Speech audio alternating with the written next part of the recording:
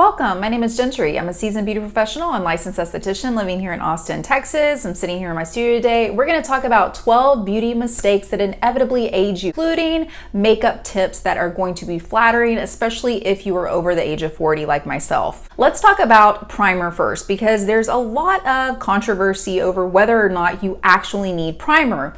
I'm going to tell you, you really do. While it is a personal preference, if it doesn't serve you, then fine, don't wear it. But in my 25 years of beauty experience, I can tell you using something with primer in it, it's gonna help smooth out your skin. It's also gonna help your makeup stay on a lot better. And I find that we really need that after the age of 40. Next is going to be eye primer. I want you to always put on some type of eye primer on your eyelids. Now this is going to add a little bit of a tackier consistency. These are no paid ads here on my channel. I'm using Urban Decay a lot whenever I do makeup professionally, but there are lots of good brands. If you need recommendations on them, just drop your comments below. Next is wearing waterproof eyeliner and mascara. Yes, it's going to take you a little bit more effort to remove it, but it's going to avoid that mess all over your face. For some beauty hacks on how to get around doing the eye makeup in a way that's easy but really effective, check out my TikTok channel or my shorts here on YouTube. Next is simply applying too much makeup around your eye area. Look, makeup is makeup. It doesn't matter what brand you're using. The more makeup, the more mess. So in some cases, less really is best. One little pro tip I'll offer you today is smile like this. Whenever you're applying your concealer especially, don't double down with products. Apply your makeup like this that has primer in it that's gonna diffuse the look of those fine lines and wrinkles. Then whenever you come in with your concealer, make sure to focus on wherever the darkness lies, avoiding these outer areas where you have those wrinkles. Next is not using a setting spray, my friend.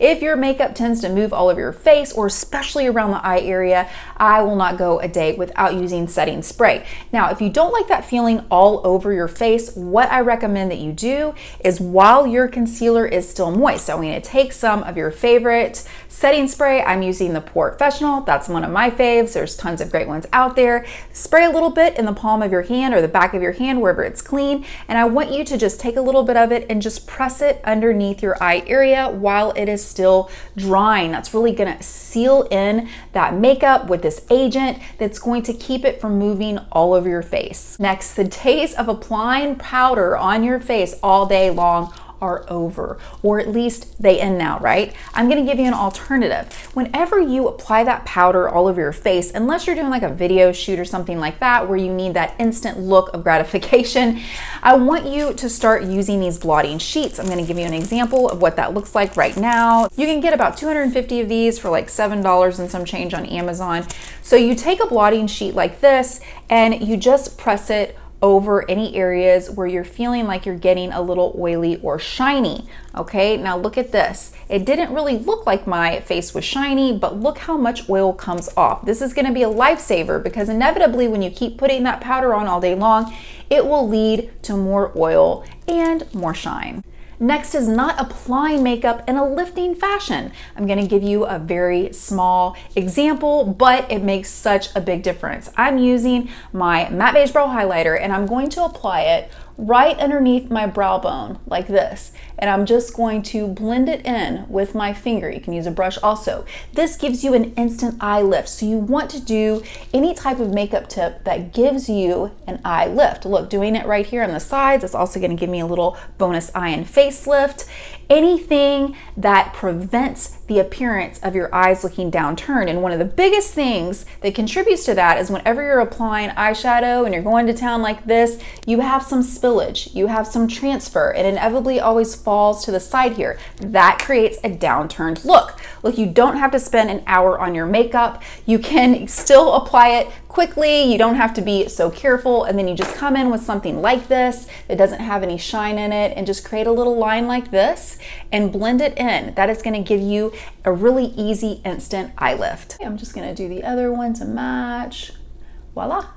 Here's a bonus tip when it comes to messy makeup. If you have issues with your lip color bleeding around your lips, perhaps you have some lines around your lips and that color tends to seep into those lines, you can also take this matte beige brow highlighter and you can just lightly put it around your lip color. Now, it works similarly in this way to a lip liner, but I find this is a lot more effective. You can actually double down, use your lip liner and then apply this, and it'll help keep that color in place. This highlighter is actually from our Jentri line, so if you want to check it out, I put the link below. This is also a great time for me to remind you, if you like the information I'm giving, please like and subscribe to my channel. It allows me to continue to serve you. Thanks in advance. This is a big one. We're going to pivot and talk about skincare for just a moment before we go back to our makeup tips. So whenever you are prepping your skin, it is so important. It really does help dictate the look of your makeup application. So I always recommend making sure that your skin is super hydrated, but there's one thing I do want to mention. If you are not exfoliating on a regular basis, that doesn't mean you're exfoliating every night,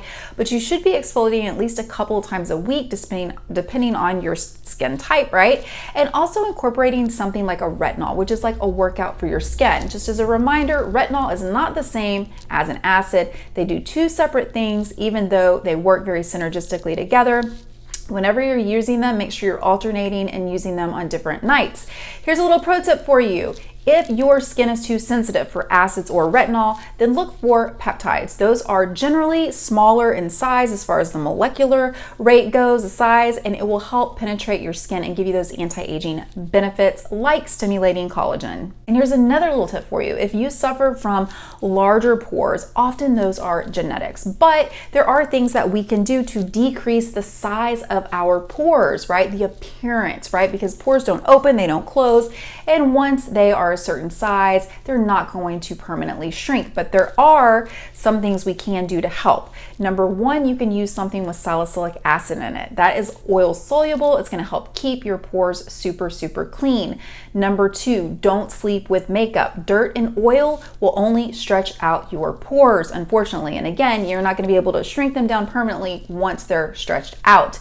Number three, going back to that first tip, you got to use something with primer. It's going to help smooth coat the skin for a smoother appearance that makes those pores less visible. Which also brings me to washing your face, arguably the most important step in your skincare routine that's often overlooked because we're looking for bigger, or sexier products like retinol. But washing your skin with a good cleanser that helps balance your skin is the most important skincare step in your routine. Next, not wearing sunscreen around your eye area, around your eyelids. And you might be saying, but Jentri, what am I gonna do? Because it gets into my eyes, it stings, it burns. Yes, absolutely. Anything that gets into your eyes is likely going to sting or burn. So I have a couple of tips for you. Use a water-based or gel-like SPF around your eye area. I love this one by Nivea. I use it. It comes out like this. It's very lotiony like this. It dries really, really quickly, and I do have on makeup, but I'll still show you. I put it right here, right above that fold, and then I give it 30 seconds, 60 seconds to dry. There's no oil. It's not going to seep down and drip into my eyes and irritate them. It's also very lightweight, which I really appreciate, and I think that you will too. Next, another favorite is Super Goop. I'm not a huge fan of the price, and quite honestly, I don't use it very much, but I have tried lots of sunscreens, and I will say this one has more of the consistency of a primer. I will put a little bit on my hand just so you can see. See, it's a little thicker, a little bit more viscous, and whenever you apply it, it is very silky. So this is actually the smaller size. You could get it, and it would go a long way if you were actually just putting it on your eyelids, but you could also use it on your eye area. I'll put some right here because I just put some down below, and again, it almost feels like primer, and it's not oily. It doesn't move around a lot, so it's not going to seep in to your eyes and cause irritation. Just remember, 80% of skin damage is sun damage, so it's really important to protect your eye area too. Whenever you're applying eye cream or sunscreen, just make sure to stay around this orbital bone area like this, or like I said, above that fold, and that's going to prevent it from getting into your eyes. Because what happens is whenever that product heats up with your skin, it's gonna spread. So this is one way to avoid it from getting into your eyes. As a little bonus tip, you can rub the rest of it on the back of the hands. That way when you're up here driving, you don't get sun damage here too. Love this next tip, and that is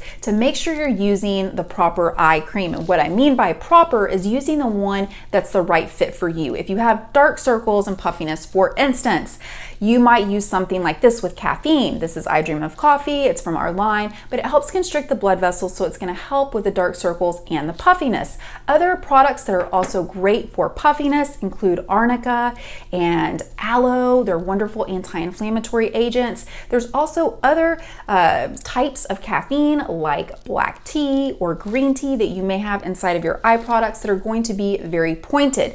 Now you can also use a great restorative type of eye cream at night, which is going to help with the overall integrity of your eye area.